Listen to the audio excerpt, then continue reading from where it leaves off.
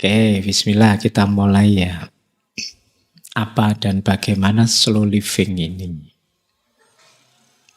Yang pertama, problem utama slow living adalah fast culture. Fast culture itu budaya hidup inginnya serba cepat.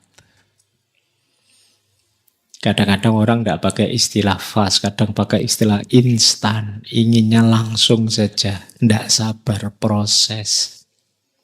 Semua hal dicari bagaimana cepatnya. Siapa paling cepat, dialah yang paling hebat. Dulu kita belajar ini dari ada filosof, dulu pernah kita kaji namanya Paul Virilio, yang punya teori dromologi. Ini juga bagian dari kritik terhadap peradaban kita hari ini. Jadi peradaban kita hari ini itu peradaban yang fast. Apa-apa pingin cepat. Jadi ya termasuk ngaji gini ya. Yo, teman-teman siapa yang kalau dengerin YouTube dicepatkan 2 kali speed, 3 kali speed. Itu kan kalian tidak sabar. Pingin langsung aja to the point saja lah. Kalau sekarang kalian disuruh baca buku juga males. Pak langsung intinya apa gitu aja lah. Terus kamu tanya ChatGPT, kamu googling dan lain sebagainya. Jadi kamu apa-apa ingin serba cepat. Nanti kita kaji ya, apa sih negatifnya? Ya tentu saja ada positifnya, cepat itu kan jadi efektif. Tapi apa sih negatifnya kalau kita apa-apa pingin cepat? Coba kita lihat wajahnya peradaban kita hari ini. Makan, kita kan pingin cepet saja. Apalagi mahasiswa, anak kos. Apa ada yang sekarang mau repot-repot masak? Nggak ada. Sebagian besar ya andalanmu paling GoFood. Sekarang ke warung saja kan males loh. Mending GoFood saja. Pingin cepet. Simple. Dan yo kamu bukan penjelajah juga, nyoba menu ini. Pokoknya kalau seleranya itu, yo itu. Terus berhari-hari, berminggu-minggu, berbulan-bulan. Kamu bukan penikmat makanan. Transportasi apalagi. Orang tidak bisa menikmati perjalanan, pokoknya pinginnya segera sampai di tujuan. Betapa ngamuknya kalian kalau macet. Betapa sumpeknya kalian kalau perjalananmu tertunda, terganggu. Transportasi. Kereta api tidak ada apa-apa ditambahi kereta api cepat misalnya. Itu pun masih lebih cepat. Nanti mungkin ada lebih cepat lagi, lebih cepat lagi. Jadi kita tidak betah berlama-lama menikmati proses. Inginnya cepat. Belajar. Apalagi belajar. Sekarang buku tips and trick itu bertaburan sudah. 6 jam menguasai bahasa Inggris. Jadi kamu mesti nggak kuasai, kamu beli itu sudah. Pingin cepet, lagi mana orang bisa ngobrol menguasai bahasa dalam waktu 6 jam. Tapi kan begitu. Jadi sehari bisa ngaji Al-Quran. Misalkan ini zaman saya dulu ngaji itu ndak secepat itu. Masih ada alif, ba, ta, a, i, u, ba, bi, bu, an, in, un, ban, bin, bun. Jadi tidak sekedar bisa ngaji, tapi bisa apa ya, kalau bahasa saya menikmati rasanya huruf. Satu demi satu. Tidak sekedar bisa membunyikan. Jadi ini dalam belajar kita selalu begitu. Hari ini pengen serba cepat. Pak ngapain capek-capek baca buku, ngapain capek-capek kuliah, ngapain capek-capek. Kamu pengennya langsung saja. Makanya dulu waktu kita belajar di sesi taklim muta'alim itu, padahal syaratnya orang belajar, syaratnya orang berilmu itu kan tulus zaman. Butuh waktu yang panjang, butuh proses. Tidak bisa tiba-tiba kamu pinter. Jadi ini salah satu ciri betapa hari ini peradaban kita, peradaban yang ingin cepat saja. Akhirnya kalian sekarang mulai males mikir, kamu wakilkan ke laptopmu, ke gadgetmu. Coba kalian perhatikan laptop gadgetmu itu kan kamu cari yang RAM-nya berapa sekarang? Sudah sampai berapa RAM itu? 32 sudah ada ya. giga, mungkin sudah ada lebih cepat lagi. Jadi mungkin kamu nutul belum nyambung sudah muncul gambarnya, mungkin besok bisa begitu. Nah, itu hari ini semua pingin cepat. Berita juga begitu, cepat-cepatan. Yang terjadi kapan, di mana sudah muncul, bahkan peristiwanya belum ada, hoaxnya kamu bikin duluan. Wah, hari ini kan begitu peradaban, balapan semua. Kaya.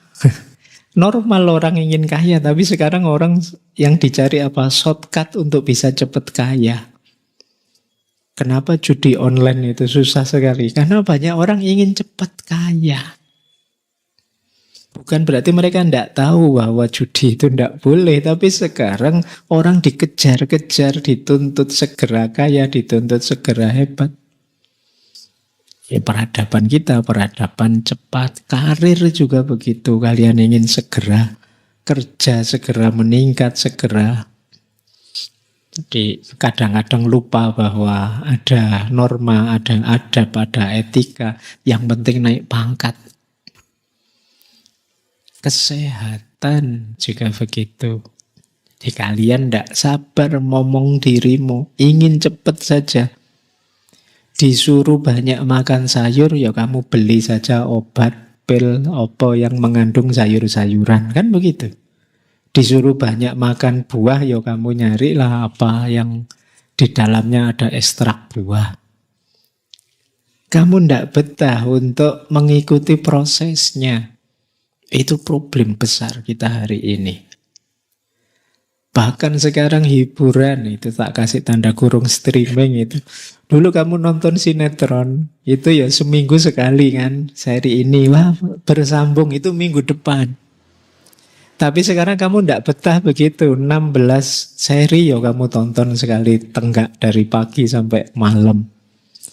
Kamu tidak betah, ini bersambung masih besok ya ndak. Kamu tidak kuat nunggu itu. Kamu pingin cepet saja. Apalagi di situ saya tulis lagi personal branding. Personal branding itu ya kamu ingin cepat terkenal, maka kamu bikin konten ini itu yang heboh, kamu bikin, kamu pusing tiap hari mikir bagaimana caranya saya viral, diikuti banyak orang. Itu personal branding. Itu situasi kita hari ini, mencari pasangan. Ayo siapa yang ikut daftar di itu situs-situs cari jodoh yang jenis-jenis itu, ayo nyari pasangan. Itu kan maunya cepet saja. Nah, kamu ndak betah, iyo normal saja mbok, iyo nyari teman dulu, pendekatan dulu, lihat-lihat dulu. Ya ndak, ya segera saja Pak. Mau sama mau lanjut, ndak cocok ya ganti, kan kamu pinginnya begitu. Skill baru juga begitu. Jadi kamu pingin bisa ini, bisa itu, tapi kamu males mengikuti prosesnya. Termasuk perbaikan diri, ngatur dirimu. Kamu ndak betah. Jadi saya masih ingat ada satu syair dalam bahasa Arab dulu waktu saya di pondok sering dikutip, yang bunyinya tarjun najata walam tasluk masalikaha innas safinata la tajri alal yabasi. Engkau mengharapkan sukses tapi tidak mengikuti jalan-jalannya, proses-prosesnya. Padahal sesungguhnya perahu itu tidak bisa berjalan di atas tanah yang kering. Jadi kalau kamu ingin sukses nyebrang, ya kamu harus punya perahu tapi juga ada airnya, sungainya. Kalau kering ya tidak bisa. Ini sebenarnya sindiran bahwa tidak bisa kita ingin sukses lupa proses. Hidup juga tidak bisa kita ingin cepat saja tanpa menikmatinya. Itu pesan utama slow living malam hari ini. Baik, kita lanjutkan. Karl Honore ini beliau terinspirasi oleh dua hal. Yang pertama, beliau terinspirasi oleh seorang penulis dari Italia namanya Carlo Petrini.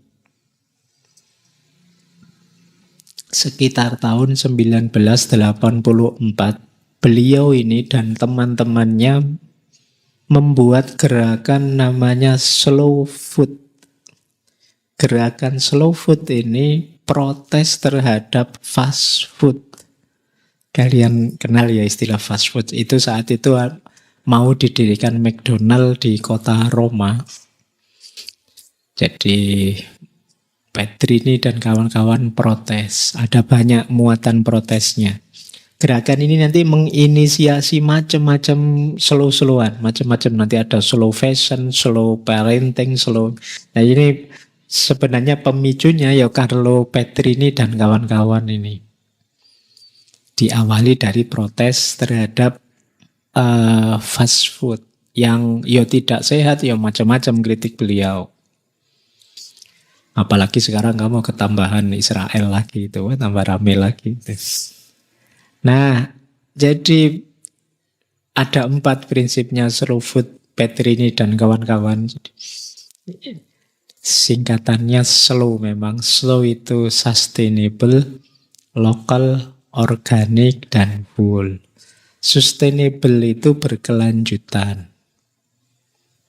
Maksudnya apa? Yuk kita makan makanan yang diproduksi dengan cara menghormati lingkungan, melindungi keanekaragaman hayati, menjaga keseimbangan ekosistem. Jadi makanan yang peduli lingkungan. Yang kedua lokal. Lokal itu makanan yang berasal dari sumber lokal.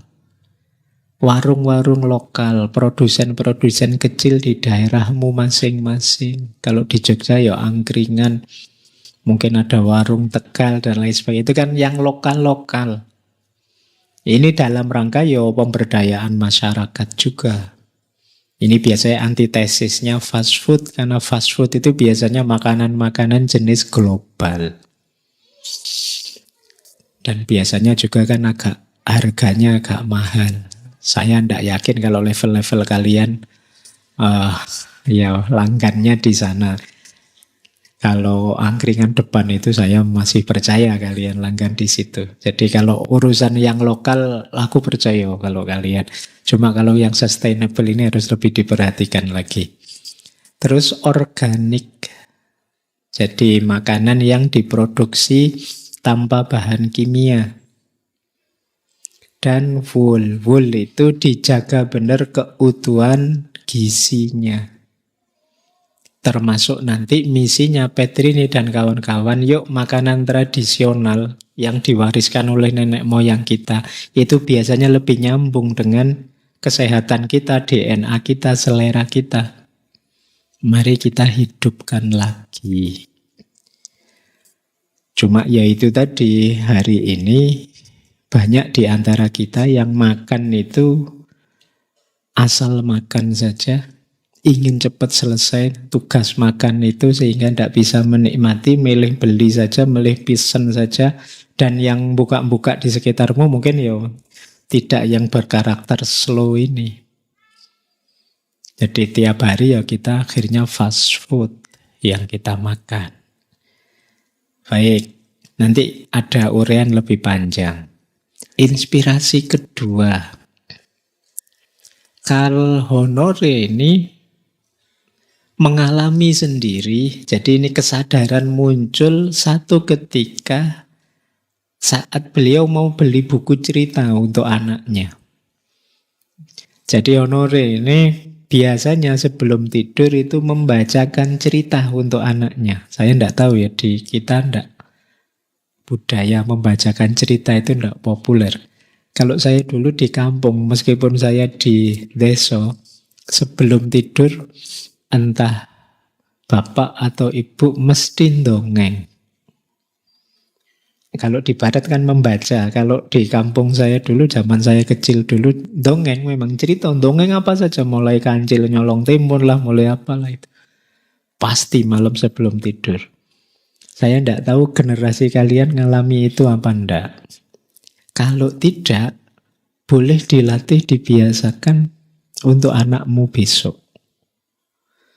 Jadi bagian dari quality time kalian dengan anak-anak kalian itu waktu sebelum tidur. Yos, kalau ndak ada buku, mungkin Pak buku di rumah filsafat semua Pak, ndak ada buku cerita. Ya kamu dongengin saja, tapi dongeng anak-anak ya, jangan dongeng drakor apa dongeng yang aneh-aneh. Jadi dongengin dia, itu masuk. Termasuk nanti mungkin di akhirnya ada pesan moralnya, ada titik tekannya apa. Nah ini dilakukan honore, cuma kalau dia ada di tradisi di sana, di barat itu sambil baca buku cerita. Nah, cuma dia merasa, saya itu kalau cerita sebelum menemani anak sebelum tidur itu biasanya ceritanya kesusu-susu, terburu-buru. Kenapa? Pingin anaknya segera tidur, maunya begitu, terus dia dan ngerjain tugas yang lain. Dan dia menyesali itu. Nah, satu ketika dia ke toko buku. Di toko buku ada buku yang judulnya One Minute Bedtime Stories. Jadi kisah-kisah sebelum tidur dalam 1 menit. Itu kayak kalian 6 jam bisa bahasa Inggris tadi. Ini cara dongeng 1 menit cukup. Nah dia sudah pegang buku itu mau dibeli. Tapi begitu dia pegang, dia terus mikir, terus jadi malu sendiri. Kenapa ya kok saya mencari yang versi terburu-buru, ingin cepat untuk sesuatu yang harusnya ini momen berharga untuk anak saya. Harusnya ini quality time. Kok saya pingin kesusu cepat itu, saya jadi malu dengan diri saya sendiri. Nah ini nanti antara lain yang menginspirasi terus dia. Berarti selama ini kita hidupnya terlalu ngegas, terlalu ingin cepat, kurang remnya. Nah, kita kurang menikmati. Kata beliau, kenapa saya buru-buru bahkan untuk sesuatu yang seharusnya menjadi momen berharga dengan anak saya. Jadi, mari setiap momen kita nikmati, kita rasakan, kita resapi. Itu nanti prinsip utamanya slow living. Nanti dari sini beliau juga mengkonsep namanya slow parenting. Nanti di buku yang judulnya Under Pressure itu beliau mengulas panjang tentang slow parenting. Baik, jadi akar masalahnya ternyata adalah fast culture. Budaya apa-apa ingin cepat. Lupa proses, fokus hasil. Itu yang hari ini kita sebut instan saja. Oke, kita mulai sekarang.